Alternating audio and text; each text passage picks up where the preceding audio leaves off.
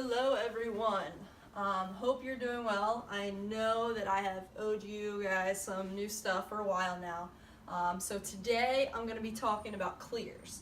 Alright, so let's start from the very beginning. Alright, where should you be holding your hands?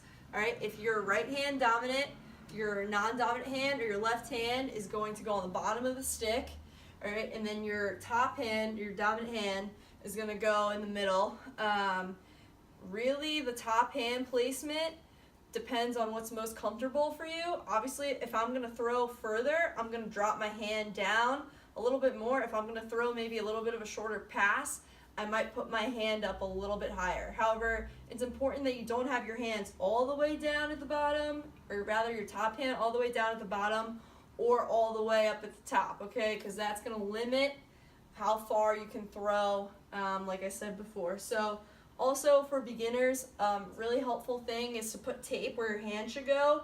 Obviously right here I have where I like to hold my stick when I throw, and that is a lot of preference, as you'll develop that as you continue to play and develop. So when we're clearing, okay, once we have our hands in the right position, it's important that we get our hands up and away from our body. All right, I see a lot of girls start throwing right from their shoulder. Okay, if we get our hands up, we're able to pull back more, all right, and get more room on that clear. If we're dropping down here to our shoulder, a lot of times if we're starting here, what happens is a lot of times girls will go to pull back and they end up pulling back too far, okay, so you can see from the side, and that's how that ball falls out of the back there. Okay, so what you want to do is to pull your stick back when you're going to clear and not down. Okay, do you see the difference there? So when I go to clear, I'm pulling back instead of down to launch, all right? Again, that's gonna save you the trouble, all right, of having to lose the ball. You keep it up, all right, and you're always ready for that throw. All right, another thing and a little side tip, okay, if you're not being pressured and you're walking the ball up, goalies don't walk the ball up here, okay, because especially once you get older, you're going to have seconds to hit a player. And if your stick's down here, you're going to miss them completely. So always when you're walking up the field, keep your stick up here nice and high, so if somebody is open, boom, you can hit them right away. Okay, so once we got our hands in the right place, we got our elbows and arms up away from our body, we're going to pull back, all right, and throw up and over. Okay, this is where it differs a lot on the pocket size. Okay, I always have a shallow pocket. You can see this one especially is super shallow. Okay, so I really didn't have to go up and over too much. It really was really natural, really similar to how the mechanics of throwing a field stick would be. But if you have that deeper pocket, that ball is going to be released a little bit later. It's going to come off a little bit loopier. So you're going to have to really pull back, okay, and go up and over. All right, so a lot of times what will help with that motion, all right, simply hitting a wall. All right, you can work on that arm motion and feel what's most comfortable and how you can be the most accurate throwing. All right, just make sure you're doing that up and over motion, because again, I see a lot of players, not only do they have it at their shoulder, okay, but even if they have it up and just try to throw straight down like a field stick, the ball is gonna go down. All right, I've seen it time and time again. We're not shot putting here, okay? We're throwing a lacrosse ball, so we got to make sure when we throw, show from the side angle, that we're going up and over like that. All right, so another thing too that you want to do is make sure that your stick, okay, when you're throwing, it's staying back. So I'm pulling it back, and the top part of my head will stay facing forward the whole time through my clear, just like shooters are taught that they want to point to where they're shooting. Same thing when we're clearing. We want to point to where we're shooting and keep our stick nice and flat the whole time. I see a lot of girls too, they end up throwing sideways, okay, like this. We want to keep our arm up nice and straight and throw straight. If you end up throwing sideways, that's how the ball comes out here, okay? Also watch twisting those hips.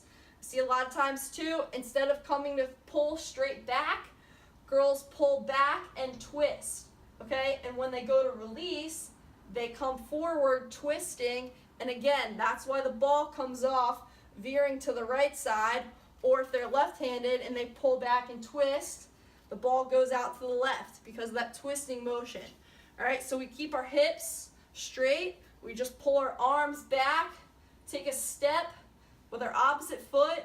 It's also really important that when you're clearing, you actually use your core. I always throw the most accurate, direct, fast passes when I actually engage my core when I throw. So make sure you pay attention to that as well. Clearing is a full total body movement, not just using your arms. So I'm pulling back here, taking a step with my opposite foot, engaging my core, throwing up and over, keeping my hips square, okay, and ending with my stick pointed to my target. All right, so that's pretty much the mechanics of clearing. Some extra tips. When you're clearing and somebody's standing in front of the crease, if, say, the goal is behind me, it's actually best to come to the back left side of the cage. All right, it's in this space where you're gonna have the most room when you're pulling back to make that clear. If you're on this right side, you're closer to the crease line with your stick. If you're a right-hander, obviously this changes. If you're a lefty, this is the side you'd want to be on. But if you're righty, your stick can cross the plane of the crease and it can be susceptible for a check. So just be aware of that. Once you hit that 10-second marker, just take a step back and use your time. Wait for the attacker to make her move. Don't move if you don't have to. You want to utilize all the possible time that you have. And if she starts coming for you, just simply play the cat and mouse game around the circle until you have to run, okay? Once you start running, okay, do not stop. As soon as you stop your feet, that's where you're gonna get checked. Also, when you're coming out of the crease, don't run straight, okay? When you run straight, again, it's easy, if I'm running straight, for somebody to just come right behind me and grab a check, okay? This is also why you wanna keep your hands up. Okay, we want to keep our hands up when we're about to clear, not back, because if they're back, again, easier for somebody to check that's behind us. So what you want to do is kind of run at a 45-degree angle. Okay, if I'm running at a 45-degree angle, a lot of times that keeps the furthest distance from my stick to the attacker that's trying to check me. All right, same thing on the opposite side. If I'm going up lefty, okay, this is a good reason why goalies should have both hands. When you're coming up this opposite side, we just use our left hand. Okay, if we're coming up the right side, obviously that inside check is going to be really easy for an attacker to make. But when you're clearing and you're running, you want to make sure you keep those hands up nice and high. When you're running, step, follow through, and keep running through that clear. I can't tell you how many times goalies start going, stop, plant, and then have to clear. All right, you're allowing time for the attacker to get to you and to make that check, and we don't want that to happen. So that was a lot of information in a short amount of time. If anybody has any questions, feel free to shoot me a message, comment on this video. You can always submit a question anonymously on my website. Anything and everything is welcome. So let me know what you guys think. Hope that helped. Have a good rest of the week, everyone.